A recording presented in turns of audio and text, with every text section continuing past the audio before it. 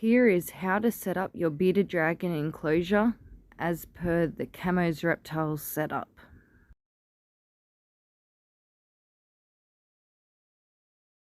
Hey guys, so today I'm going to show you how to set up one of the Camo's Reptiles full bearded dragon setups.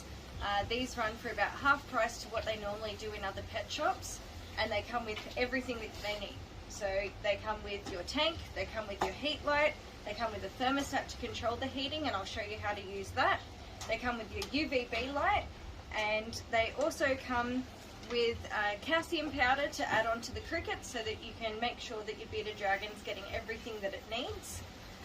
The only thing that these tanks don't come with is a branch, because you can go and pick one up out of the wild. I'll show you how to find a correct branch. And they don't come with the bowls, so that you can pick what colour bowl and what particular shape you like.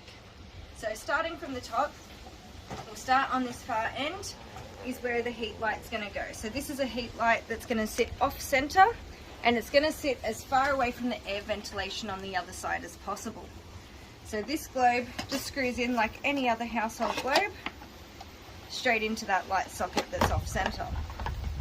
Now you do have optional upgrades as well. You can upgrade to a ceramic heat emitter.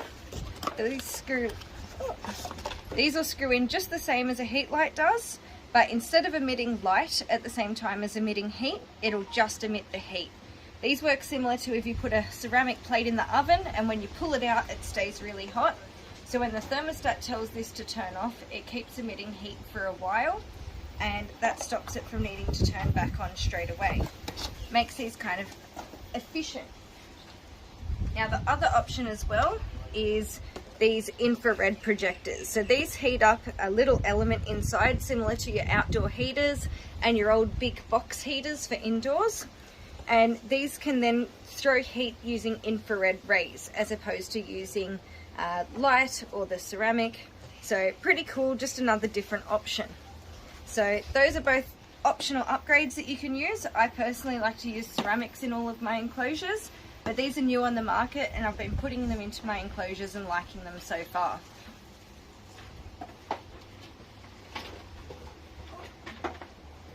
Now once you've screwed in whichever globe that you want to use into this end light socket, what we're going to do is set up the thermostat. So these are the standard thermostats that come with the setup, and you'll see there's 3 cords that come out of the bottom.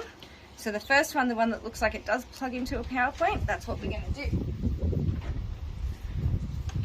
So this plugs into a power point, and as soon as it does, it lights up. Now on the second one, we're going to plug this in from where the heat light's screwed in. Alright, so now that that's plugged in, this can control when this is turned on and off. Finally, it needs to know when to turn it on and off, and that comes in with this probe. So this probe needs to run into the tank. The easiest way to do that is to lift up one corner and pop these little protectors out, and now it's not going to pinch the cord when you run it through. Now this thermostat probe is going to sit about halfway down the height of the tank on the hot side. That way we can read the air temperature in the correct place. Now anytime that this is plugged into power, your on indicator should come on, and it should display a number. Now if it's displaying a number but the F light is lit up, all you do is press down and it comes back to Celsius. To set this, we want to hold down the set button until the number flashes, and when it's flashing we go up or down as needed to get to the correct temperature. For a bearded dragon we want 30 to 32 degree air temperature, so when it's flashing on 30 I'm going to press set again, and now it's done. This will remember even after a blackout what it was set to. Now once this is set, whatever temperature it is reading, it will decide whether or not the heat light needs to be on to get it up to temperature.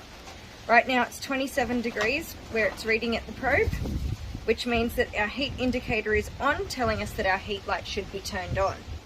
If this got up to 32 degrees, 35 degrees, our heat indicator would turn off and our heat light would also turn off. Now if your tank is sitting at 25 degrees and your heat indicator is turned on but your heat light is not, it's a good idea to go down the line and check everything. So first, make sure that this is actually plugged in all the way. Because it has a thick protective sleeve on it, sometimes you can't tell if it's plugged in or not. The next biggest mistake that we see is that people don't think to flick the switch. Please always flick the switch before assuming that your globe is blown. Finally, if you screw your globe into any other light socket and it doesn't turn on still, or you screw any other light into this light fitting and it does turn on, that would indicate that your globe's blown and needs to be replaced. This is something that you can avoid by using ceramic heat emitters, and I believe also the infrared heat emitters. So now with all of this set up, that's basically just going to run 24/7, doing its own thing, and does not need to be changed in any way once it's set. Now moving on to the second light socket, this is where you're going to run your UVB globe. The UVB globe needs to be on for 10 to 12 hours a day, every single day. Now you can just screw this light in and turn it on of a morning, turn it off of an afternoon and leave it at that. Or I personally like to get a little timer from Camo or Bunnings or anywhere else, same ones that you would use on your Christmas lights, and have this set to turn on and off automatically. So on and off automatically lets the lizard have a bit of routine, and it also lets the lizard know that if you normally feed about half an hour after the light turns on, they'll actually be ready and waiting for you to feed them.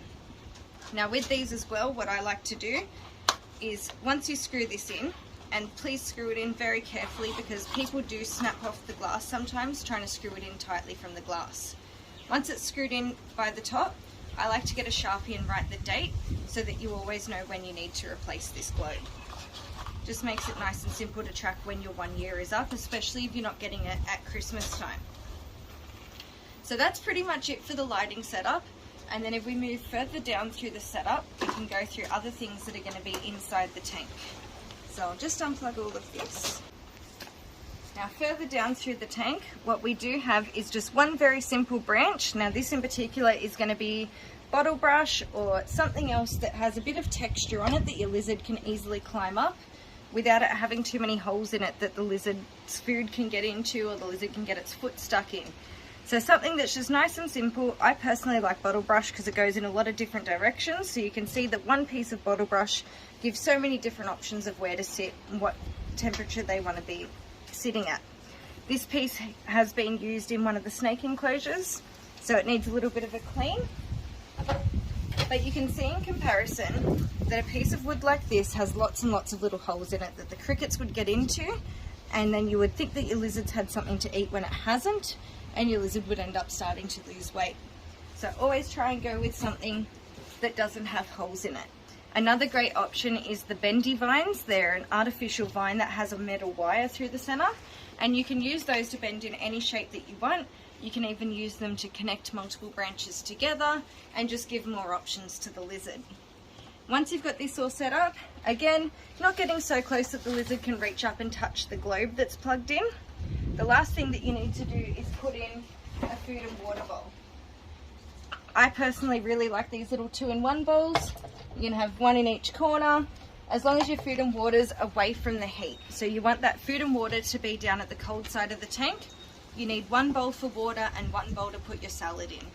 These lizards need to eat both crickets.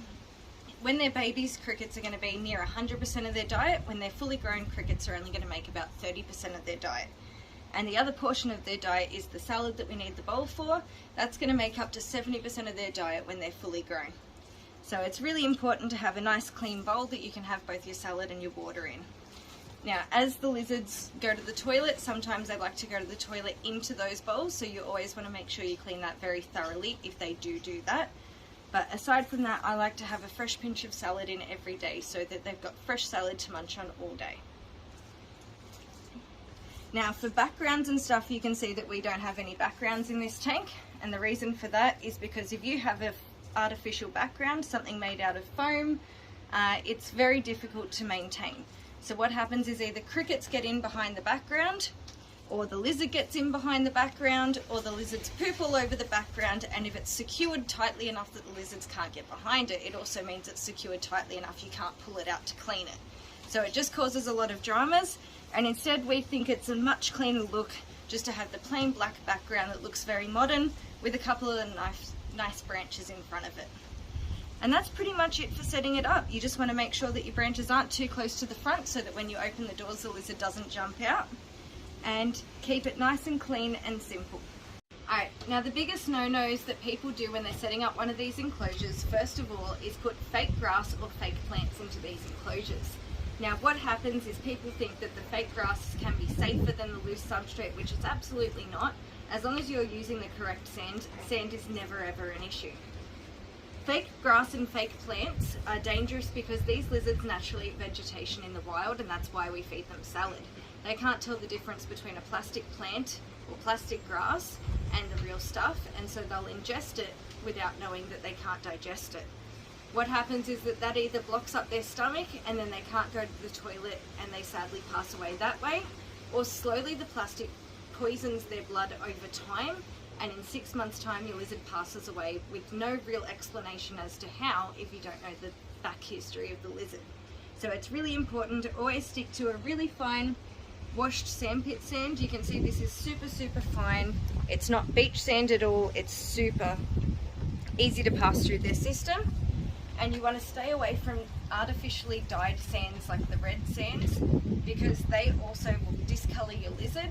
They can cause problems when they ingest it, and aside from all of that as well, they are very expensive to replace as you need to clean your enclosure. So I find that if you're paying $50 for 2 kilos of sand, you really don't want to throw out that dirty 2 kilos of sand that's in your tank to replace it with fresh sand, and you end up causing a lot of bacterial problems in your tank for your lizard.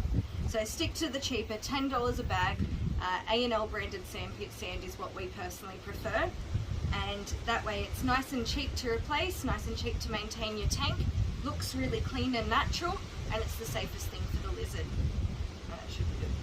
And that's pretty much it, guys. So if you have any further questions, please feel free to ask, and otherwise enjoy your lizards.